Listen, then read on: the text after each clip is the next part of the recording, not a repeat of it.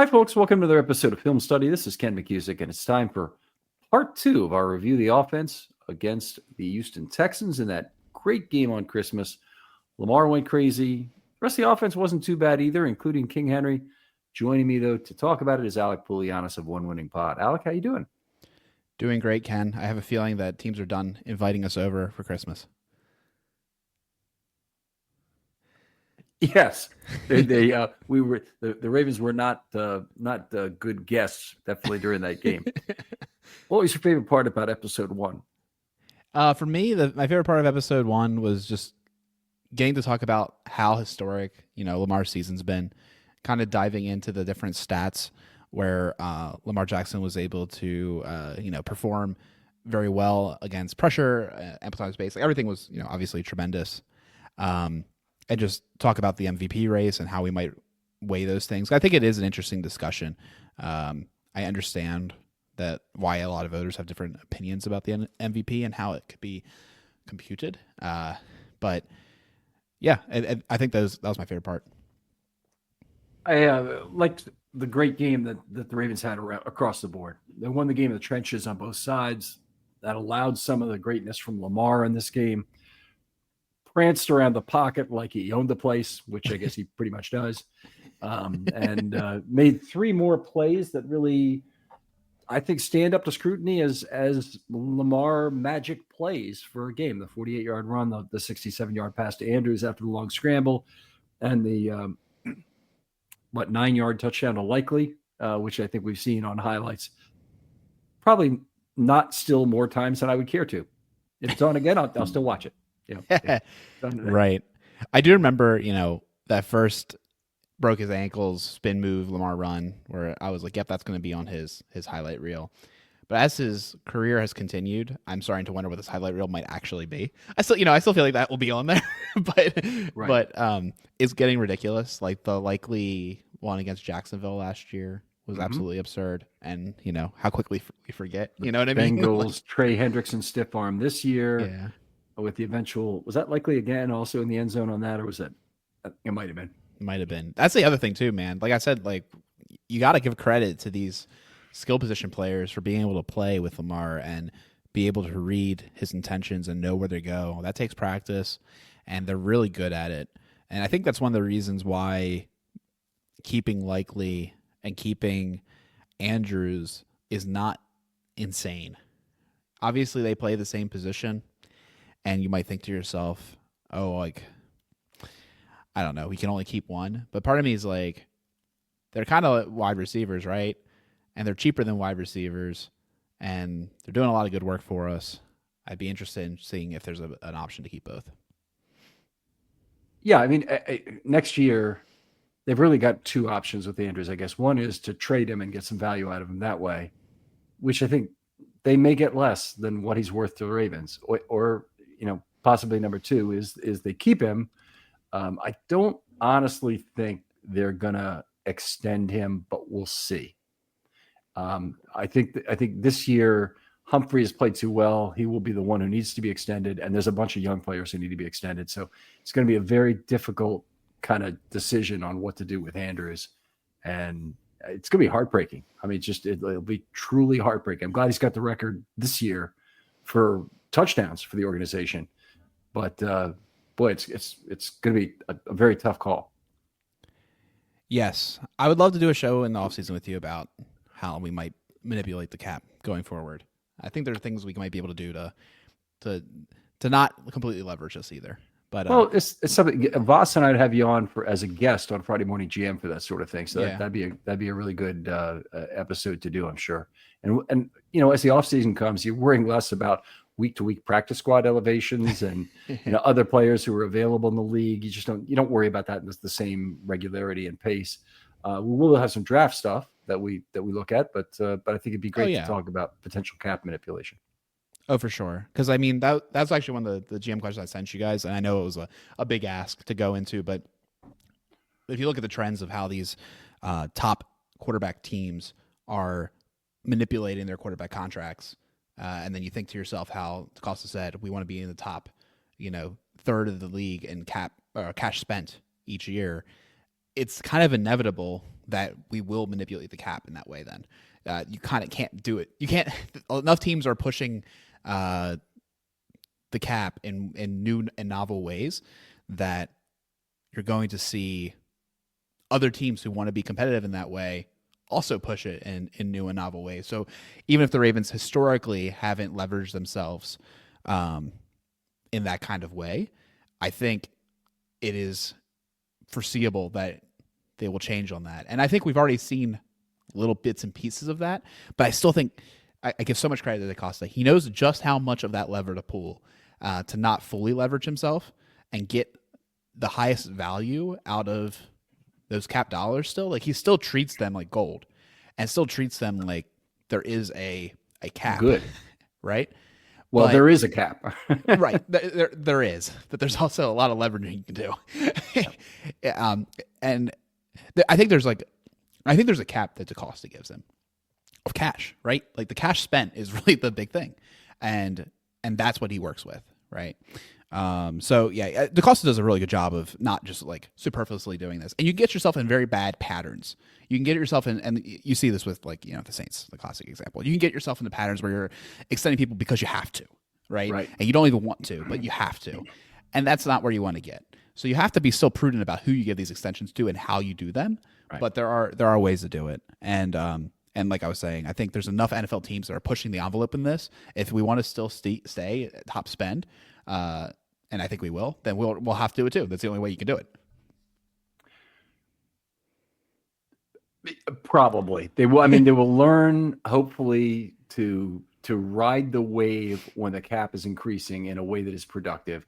I don't want to see them go overboard when they really don't know what's going to happen with the future cap, and that's where I think a lot of the risk comes in. Capos goes up by 2 or 3% in a year, and you've factored it for a 10% growth, and all of a sudden you are way short on dollars. Yeah. And things will happen. They've got one of the things they did this year, which is going to really tax the Ravens next year, is a lot of NLTBE bonuses have been met. Yes. Ronnie Stanley met his playing time bonus, and Van Noy's met all of these, sack bonuses that there was no way they thought he would make them. So Not likely. yeah, they're not likely. Correct. And that's why they build them in.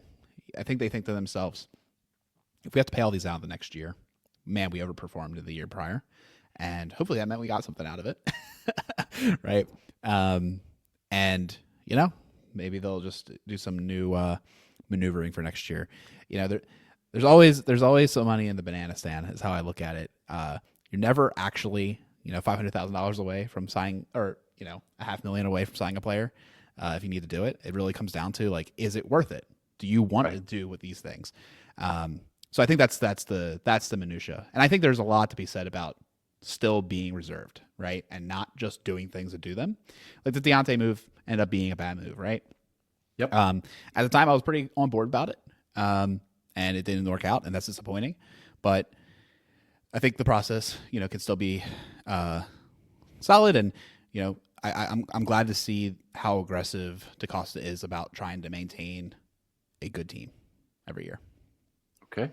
Well, as a season ticket holder, I want that. I want a good team every year. I don't need a team that needs to be in the Super Bowl every year because my owner is dying.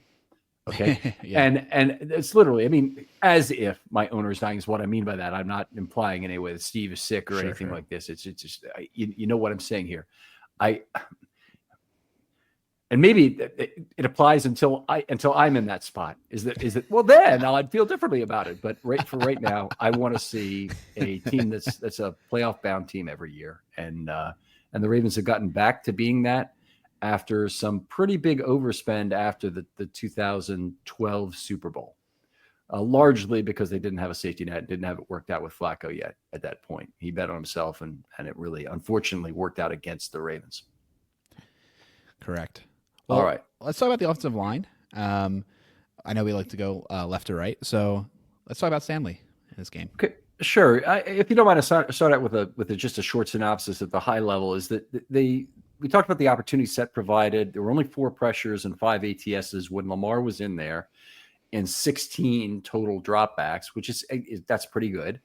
And that was despite the fact that the Texans rushed heavy numbers in this game. They only got 1 sack. They only had one flag. It was a costly one, that IDP flag on Stanley. But the Ravens also, as a team, had a bunch of great mobility blocking in this game. So odd angle blocking, some great mobility blocking, but they were 24 out of 26 on pulls in this game. They made a bunch of level 2 blocks for the game. They had, let me get this right here because this is something that sums it up for everyone here. 42 blocks in level 2 by offensive linemen in this game, which is just an outrageous number. All right, but let's go ahead and start with Ronnie Stanley, who had a good game, and he'd been struggling a little bit recently, so it's really nice to see him get off the deck and play well. 58 plays, he had 49 blocks, missed 8. His only pass rush event was a half of a quarterback hit that he allowed, and that was, he shared that with Rosengarten. So they each had created a part of that pressure. If I recall, they each came kind of Xing across the pocket in a way that you really don't like, but both of them kind of crossed the cone. But anyway, he did have the illegal downfield pass. I don't know what it's going to take to fix this, but I'll tell you, this case is all on Stanley. He wasn't looking at it. He wasn't paying attention. Didn't know where the line of scrimmage was. He was basically looking right towards the right side of the field, down pretty much what was the line of scrimmage, or maybe a yard behind it at first. And then he suddenly decided he wanted to move forward. And it was on the, about a 16-yard pass play to Flowers, I think, which was released fairly late by Lamar. But he assumed Lamar was going to be running way early. Didn't make any sense. He couldn't have helped. Lamar was, a half the field or a third of the field away from him. So there's no way that he's going to get downfield to make a block that's meaningful to that. And if he was thinking there was some other, what do you call it? The swing pass, outlet pass to be thrown. I mean, there wasn't anybody around for it there too. So it was a really bad decision. So the notion, I think, that it's always the coach's fault for calling these plays, or Lamar screws things up with the timing, or generally it's a price you pay for having, these RPO plays, which wasn't true in this case at all. It was just a really bad play by the offensive lineman to allow that to happen. Yeah, I'm glad you bring that up, because so many of them this year have been in that lump, of, timing got thrown off, what are you going to do? Like, it happens. You're opening yourself up to that opportunity. But you're right. The Stanley one, unfortunately, was just a mental lapse. And he just made a bad decision, and it was costly. I remember when that happened and thinking to myself, like, man, not again. You need a set of go codes is what I think they need to figure out what's going on. But they need to have some way to designate that it's okay to leave downfield right now. And somebody in the backfield, possibly Lamar, can be the one to say it. It could be a verbal code. It can be a flag from the sidelines. It could be a lot of things. But the problem is the offensive lineman is balancing activities between looking downfield, trying to figure out where the ball is. And he just has to be right. The marginal value of the block from that offensive lineman is very low. Yes. The value of the reception is very high in relative terms. So it's a really a high risk, low reward thing for the offensive lineman to try and get ahead of the play downfield. So generally speaking, not good risk management, and they need a way to stop it. They need a set of go codes. They'll do this. I'm sure that's been thought of by somebody. I'm sure that's not a new concept. So it's got to be out there somewhere, and particularly with the rise of RPOs in recent years and mobile quarterbacks. You would think it's out there. Yeah, I think the issue you have, Ken, is all these plays are so tight. They're so on the margin. Everybody's trying so hard to get that small edge, and that's when you get these lapses. So very unfortunate. But what was his grade?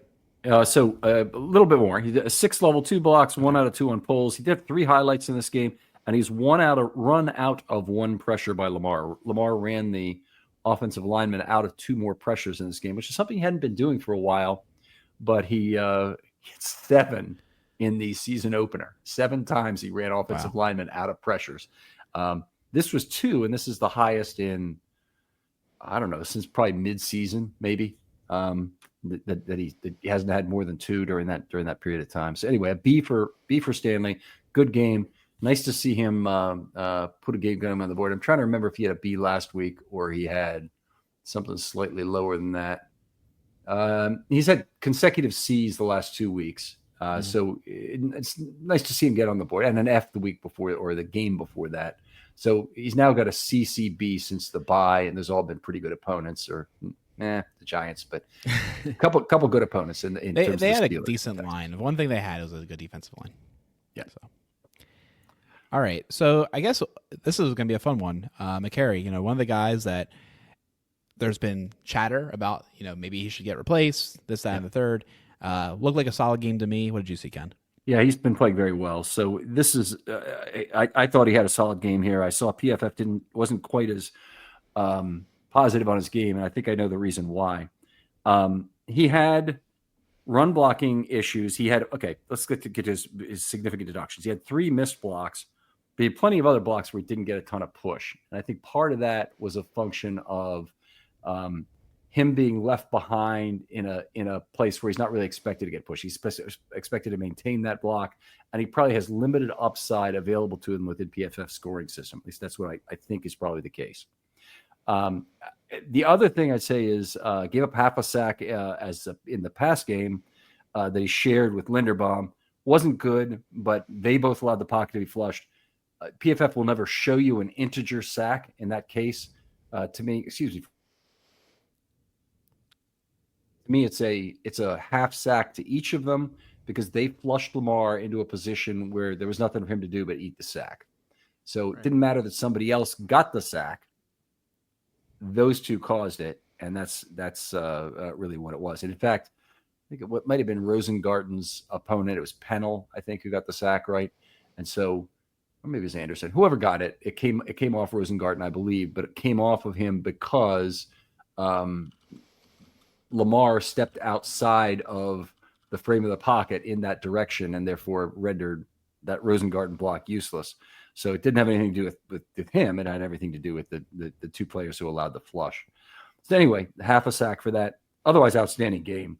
5 level 2 blocks, 3 pancakes, 9 out of 9 on pulls. Now, the Ravens have really been waiting for this to happen because they haven't had good success on pulls generally this year. McCary's been bad.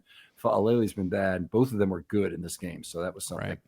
Right. One highlight, A overall for the game. So outstanding game for McCary. And he is on a real heater right now since he figured out how to reduce his penalties. And I just want to get to that really briefly.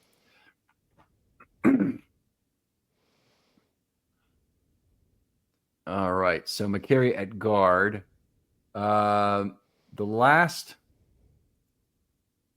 take him since week 10 at Cincinnati. He had an A- in that game, then a pair of C's, then an F, then a bye week, then an A, a C against Pittsburgh, and another A. And during that time, he's had some penalties since week 10. He stopped having penalties really in week 13 against Philadelphia, and he's had only 1 false start in 4 games since. So big improvement from McCary in that perspective. And I don't think he's in any danger of losing his job at this point for the rest of the season, including playoffs.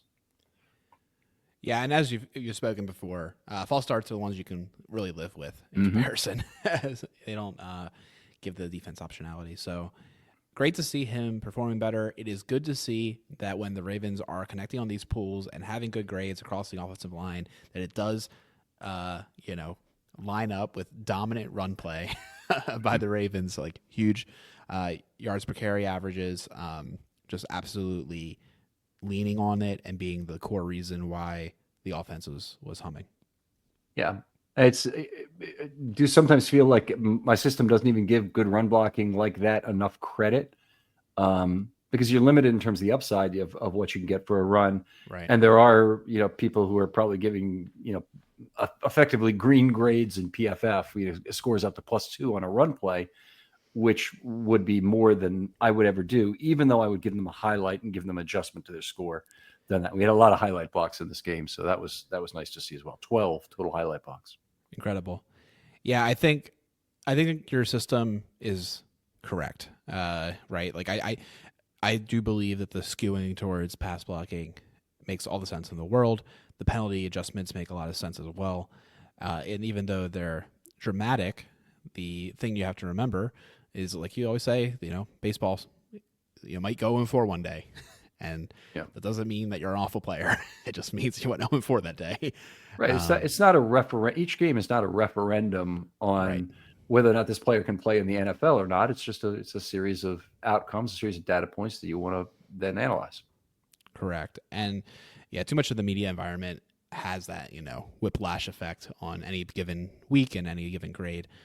So it is important to. How am I supposed to do my job if you can get an A one week and an F the next? It actually is funny, when you well, it's funny to me too as like an employee, because I definitely have F days at work and I definitely have A days at work. It happens. Like, you have days that you're more productive than others.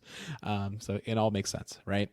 So let's go over to Linderbaum. This guy is been performing a little bit under expectation this year. Not quite, maybe not quite as good as we were hoping.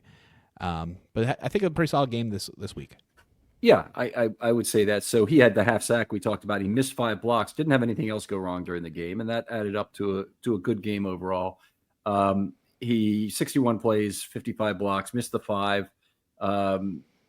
Here's some of the really good stuff though. Yeah. He had 11 blocks in level 2. Tremendous. He had 1 pancake in the game. McCary had 3 pancakes. That was pretty cool, and not very common either. Pulls, he made 2 out of 3.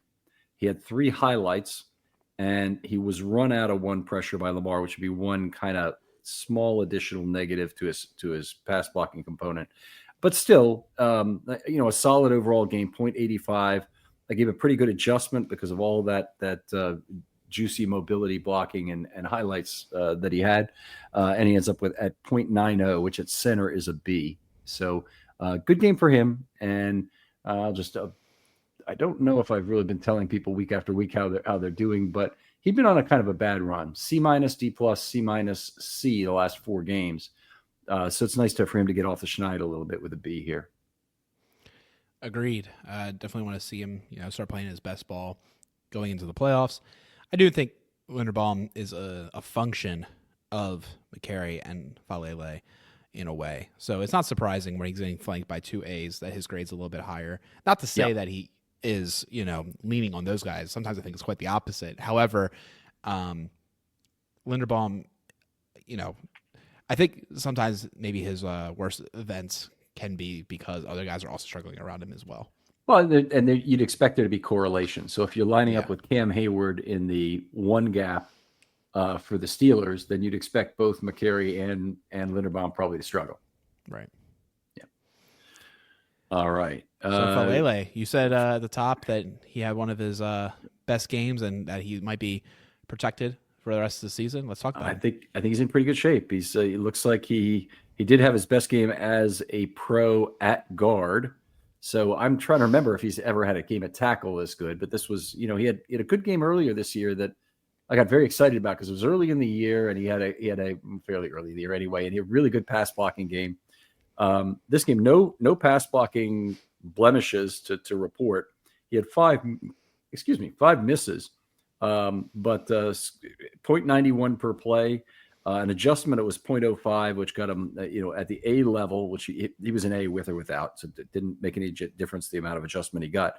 But level 2 blocks 6. Okay, that's great because that's a big problem of his is not having enough mobility to hit on level 2 blocks. Pancakes, this is the really good one. 4 pancakes.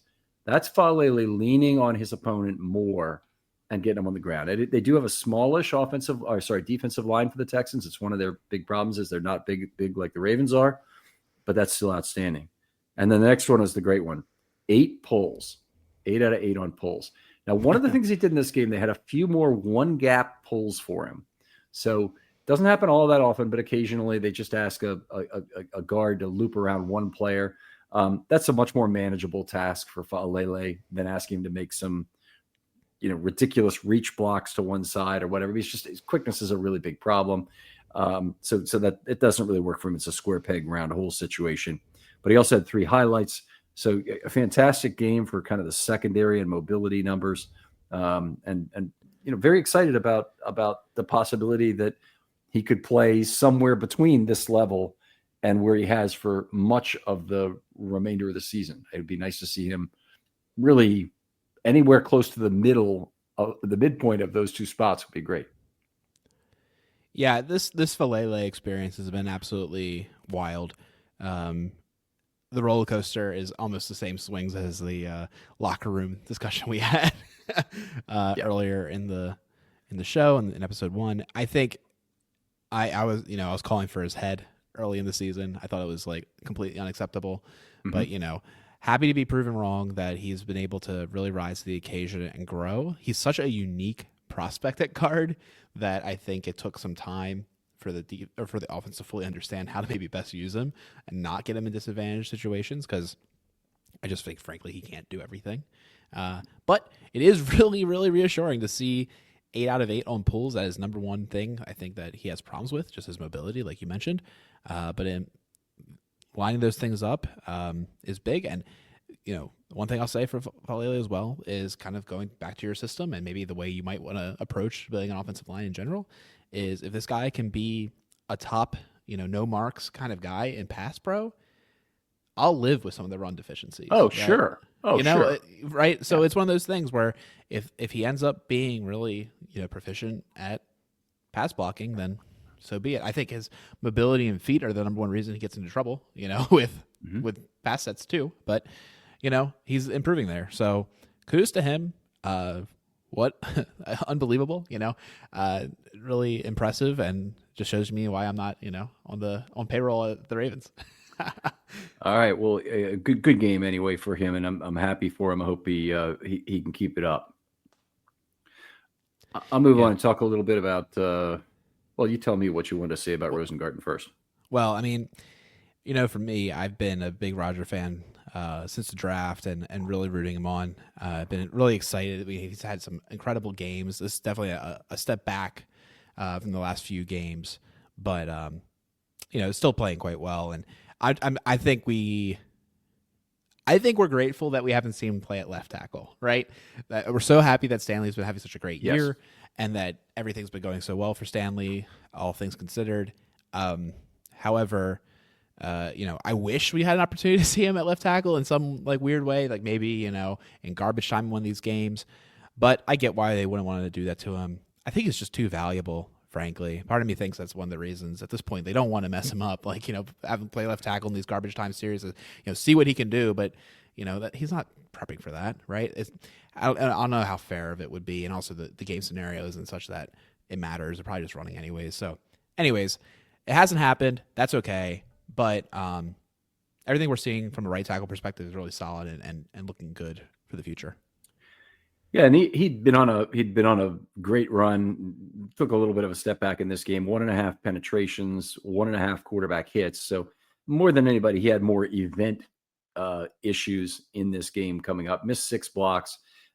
He did play the whole game though, and his score was 0.69 prior to adjustment, with adjustment of 0.06 for facing Will Anderson and having some highlights. I'll get some other things about mobility that were positive. I put him right in the middle of the C range at 0.75, 9 level 2 blocks. So he had the second most on the Ravens. He was asked to move up and do a lot of that. He had 3 pancakes in the game. That's not easy. Anytime you put the opponent on the ground, it's a good thing. By the way, just as an aside here, did you happen to see the Bateman pancake of Will Anderson? Yeah, one of the great all-time.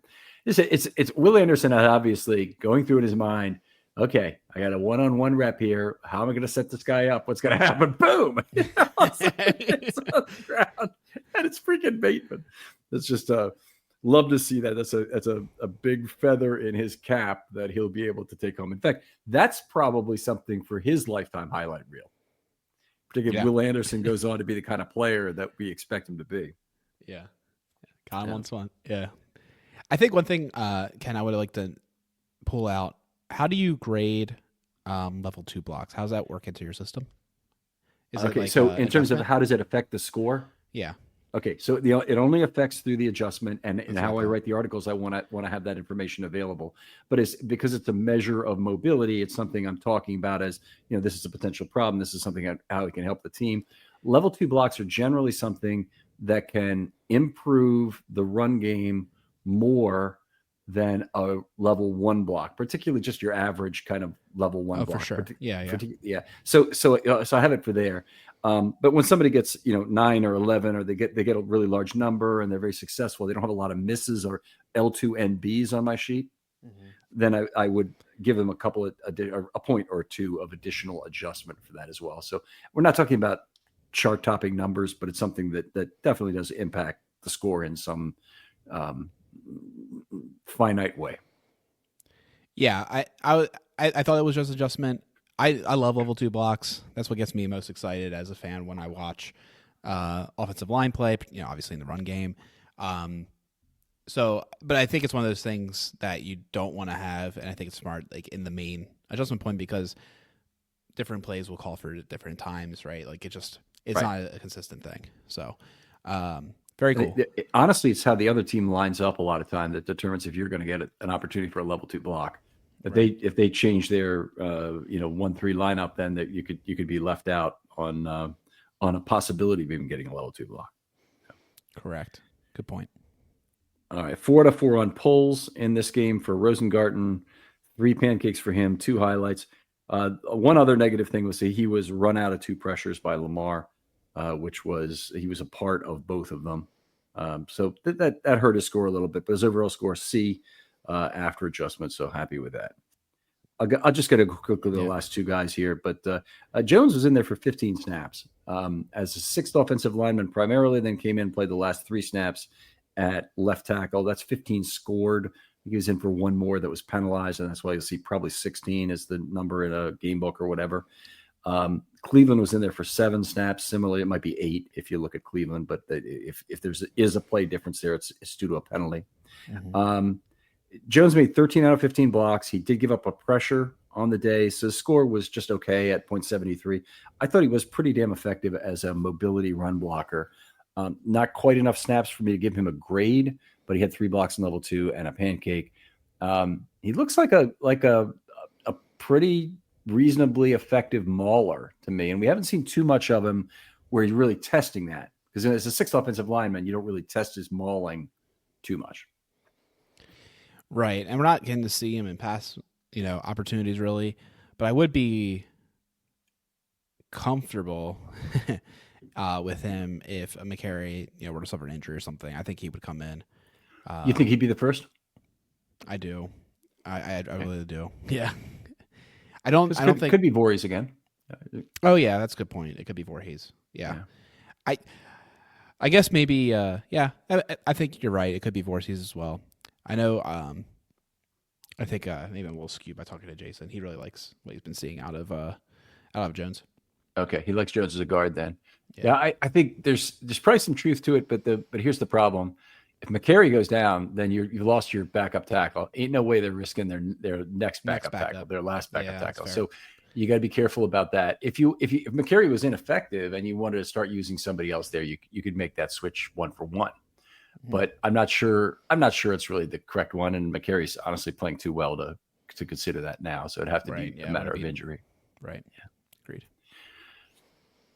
All right, and then Cleveland made 5 out of 7 blocks, 2 level 2s and a pancake. I saw PFF had him graded pretty high. Small sample size. He did have a pancake.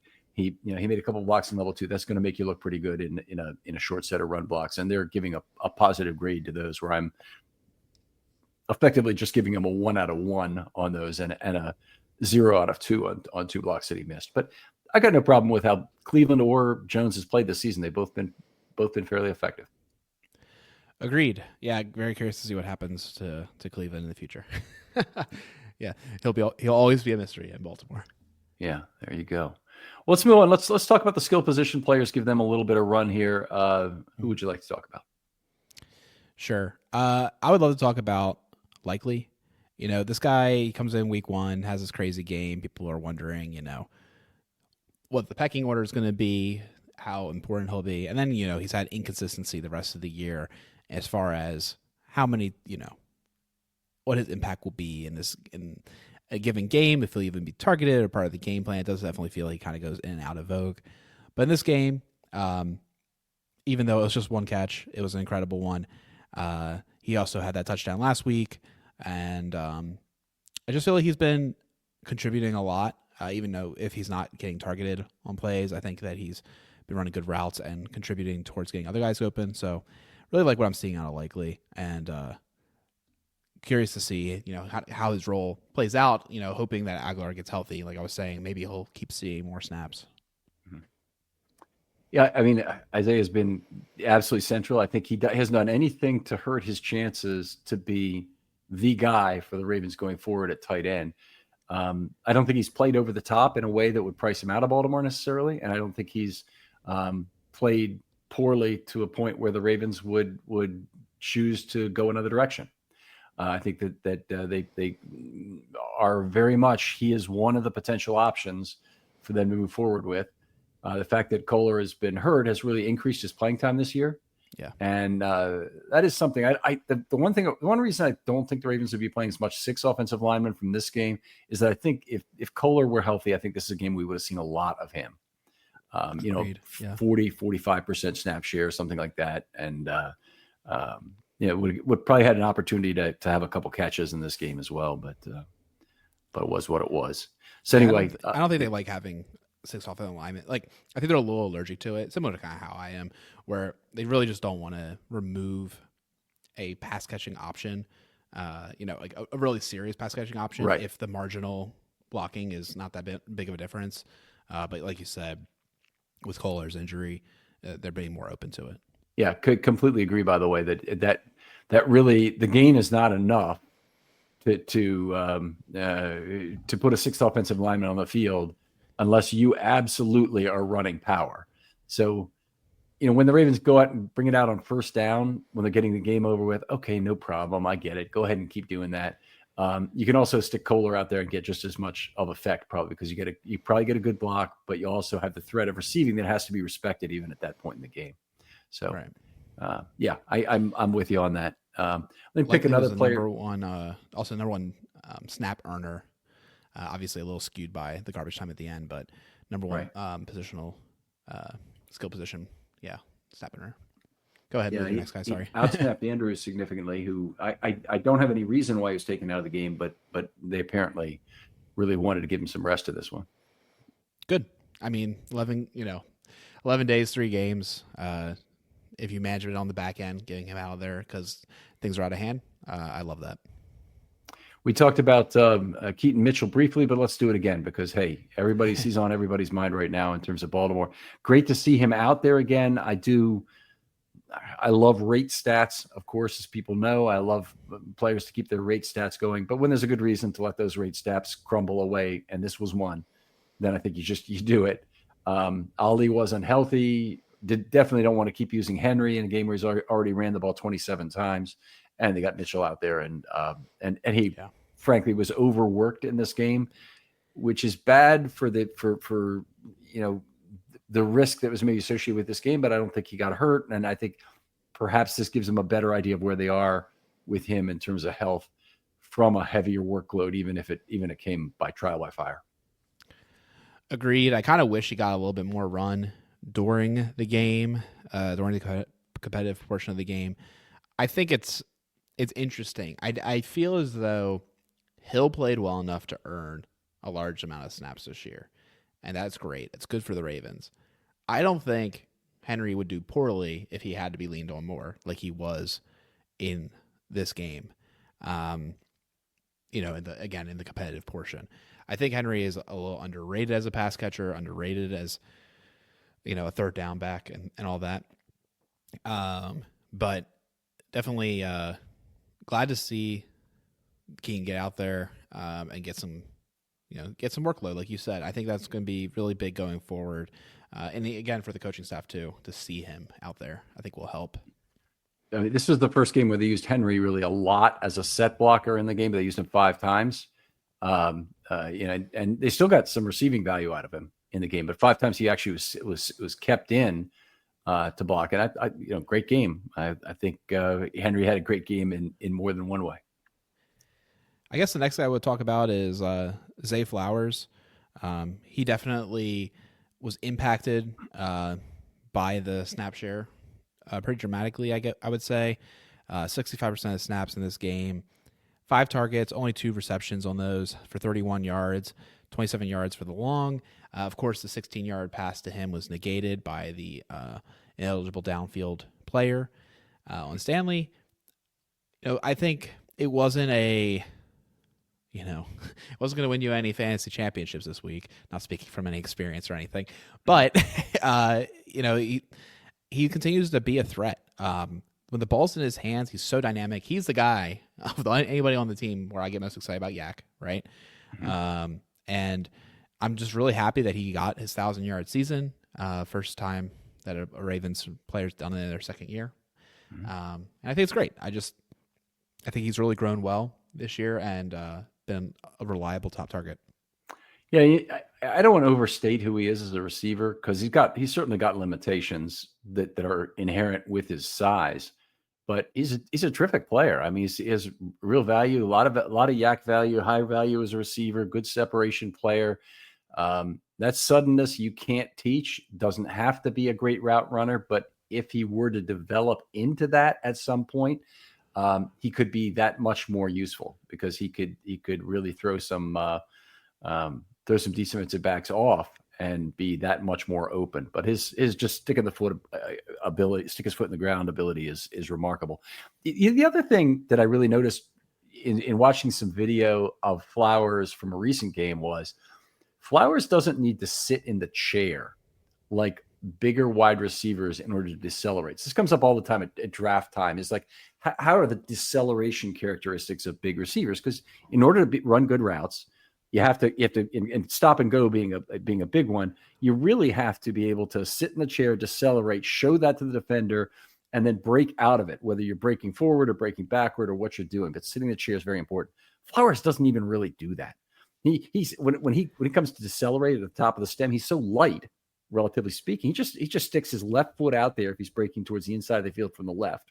Let's to do it easily, and then he moves the direction he wants to go. It's the difference between like having a Porsche and just turning the wheel and having that be where the car goes, or having a soccer mom van and turning the wheel to where the car goes and it rolls over in the parking lot. It's just, or when you make a turn at 35 miles an hour. Kind of thing. It's just a complete difference in terms of how the thing works, and it'll never really matter that much if he's a great route runner or not. He needs to not give away the route, but his suddenness it's always going to be deadly on its own. Yes, he's remarkably sudden, like you said. One of the best, jitterbugs that we've seen on the Ravens. Who you want to talk about next, Ken? Oh, sure. My turn. I'm sorry. I thought a tough game for Tez Walker. Kind of the second ball thrown to him was off his hands. Might have been called a drop. It wasn't. It was a little bit contested. It wasn't even called that either by PFF anyway. So the ball kind of did go off his hands. I thought maybe if anything, it's a drop, but also wasn't perfectly placed either. So it was something where I think Walker would rather have it back, have another shot at it, of course. The other ball, I think, was thrown over his head pretty significantly, or wasn't really a place where he could have a target. So he ends up being over 2. He's logging some snaps. He's getting in there. He's certainly doing some things on special teams that are positive, but it'd be nice to see him be a little bit bigger part of the offense, particularly in this last game against the Browns, because they're going to have a fair amount potentially the second half that they just want to get over with. If particularly, we hope the game is 2 touchdowns at halftime, but if it's not, it's even going to be worse. And they may need him for a variety of things. But in terms of who would most likely be out there when the game ends, he's one of the guys. And so we'd like to see him, make the best use he can of these snaps now. Yeah, Devontae Walker, I'm curious your thoughts about. I'm sure I could go backwards in time and find your pod about him. About expectations, Mm-hmm. How do you feel about him so far this year? I mean, I feel like we only can really grade this back half. Obviously, we haven't really seen much otherwise. Are you happy with what you're seeing so far, or how do you feel? I'm very happy with the touchdown. I'm generally speaking happy with the speed. The physicality has been less than I hoped at the beginning of the year, before training camp specifically, and that's when the expectation series was recorded. when you got to training camp, then you realized that that was going to be a problem. That he's Right. he's not a really tough physical player. He's certainly not Steve Smith as a wide receiver who, threatened to beat up guys twice his size kind of thing. Right. And he's not a guy who even can get physical with a guy who's his same weight playing safety or corner. Those guys are bigger badasses than he is. So it was tough. And a guy like Christian Matthew, who is admittedly a fairly large corner who'd been in the league for a number of years, did kind of beat him up, and it was a precursor to some of that stuff happening during camp. So I'm hoping next year, time in the weight room, a little more off-season training. I don't want him to spend all his time on that, because the real thing he needs is positional training. He needs to be able to, have the complementary routes, which turn him into an outstanding deep threat, because he's got the comeback that goes with it. Yeah, I think he's a player that will benefit greatly from a year in the weight room, in the NFL weight room. And I am cautiously optimistic about his outlooks going forward, and his ability to contribute on the team, long term. I mean, maybe the next guy we talk about could be Tylan Wallace, and how he was a very slow burn, becoming a productive, NFL wide receiver. Obviously was productive in special teams for a long time. But then Chris Moore. Yeah, Chris Moore as well. So I have higher hopes for Walker than Tylan Wallace has maybe reached, or Chris Moore has reached. But they're both, at least from the Tyler perspective, they're both 4th round picks, right? So it kind of gives you an idea of maybe what is reasonable to expect, out of a guy like that. Yeah. So I'm hoping that he has I think camp next year will be huge for him. I can't wait to see what he looks like in camp next year. But, if he's able to contribute it for a couple snaps this year and be a deep threat, and Lamar has connection with him, so be it. That would be amazing. Yeah. Well, his chance may come. He's got a long way to be a replacement for Aguilar. Like, if he could do 70% of of things that Aguilar can do as a veteran receiver to get open in the middle, plus be a deep threat, I mean, that would be amazing, because Aguilar doesn't really have that same kind of deep threat kind of value to him. But we're 2+ years away from that, probably. We are. So at present, all I want is complementary routes and a little bit of better physical standing by next season. Did you want any other? I do want to talk about Derrick Henry. I wrote in my notes for our show, honestly, the safety was pretty inexcusable. Had a great game otherwise, like truly one of his best games as a Raven otherwise. That was a big blemish, and really just lacked, kind of like the Stanley, penalty, just lacked awareness, right?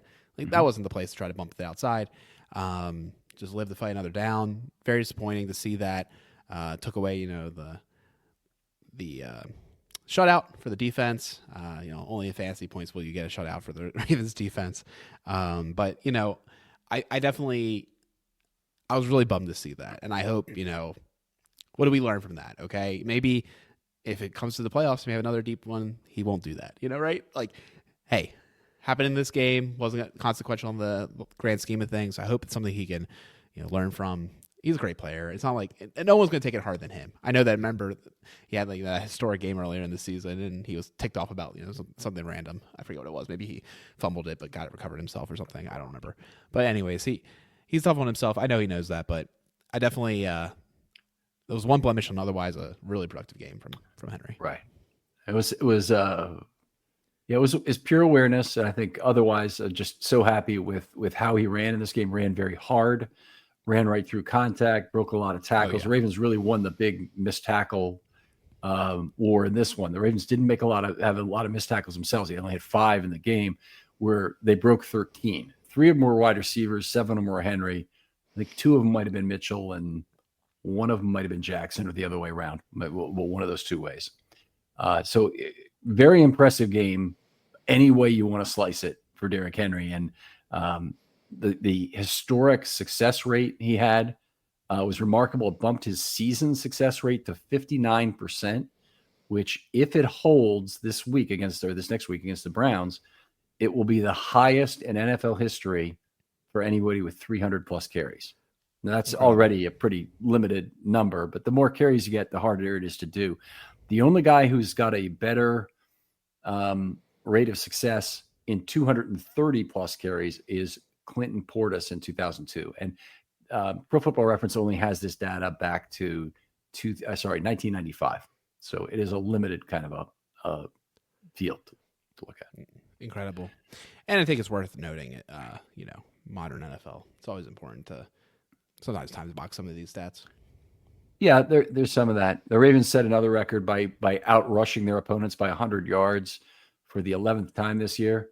Yeah. And that beat the Eagles, or maybe it was the 12th time this year. I think it was the 11th. And the 1949 Eagles did it in 10 times in a 12-game season, I think it was. So obviously their result is more impressive in one sense. It's also less impressive in the sense that there weren't passing games competing for the opportunity back then for both teams. So you couldn't, obviously both in defense and on offense, they're going to be in better shape to stop the pass if they've got that. Anyway, still very effective. And this Ravens team is going to be fun to do searches all off season in terms of what they accomplished historically. Let's move on. I saw one mailbag question out there. How about we hit on that real quickly? So this is from Erasmus. Thy ought not to. Okay. It says, Mitchell, did you see any pass blocking? And if so, how did it look in general? How was his awareness in the backfield? It wasn't an easy time for him to have awareness. Obviously, he's finding his way again. I don't think that at the end of the game, he was in the best position to get good run blocking when the Texans knew it was coming, which is, again, a 1949 Eagles problem, but it is a problem. But he, I thought, looked pretty good, and I'm trying to get his sets and chips for you here. He just had one chip block the entire game. I'm trying to remember if this is the one, and I think it might have been. His chip block, he actually just kind of put his elbow into Rosengarten's assignment. It wasn't even he launched his body into it. He just literally put his elbow into it. And I'm sure it didn't. The pass rusher Will Anderson probably didn't appreciate it, but it's also not what I would really call a pass blocking rep in the fullest sense of the word. So I think it's an incomplete in terms of what we saw out of him as a pass blocker. I agree with that assessment. Unfortunately, Rasmus, I think we just didn't have a true opportunity set for Keene to demonstrate much. Even rushing, we were talking about how they knew it was coming, and you're really just looking to stay in bounds, right? And maybe get a first down. That would be great too. So it's really limited there. The thing that I thought was very exciting though was the pacing in the screenplay. He throttled down to allow the blocks to set up, and then he powered through and hit the accelerator. So that's always good to see. Great job. It was a great job there. Well, Alec, I really appreciate you staying up on your Saturday night to record this with me. And we're a day later than normal for the show. So I appreciate the listeners out there patiently waiting for this. There will be no articles this week because of the health problems I'm going through here, but we'll be back next week and include something that we'll look at the offensive line play. But for right now, point people to this podcast as the place to get the offensive line news, and they can come listen to this. But Alec, tell folks where they can talk football with you online. Well, thanks, Ken. Glad I was able to help you out on this Saturday. You can find us onewinningpod.com and at onewinningpod on all the various social media microblogging platforms. All right. Other folks out there, please use hashtag Film Study Mailbag when you can. Like and subscribe if you're on YouTube. And otherwise, we'll talk to you next time on Film Study.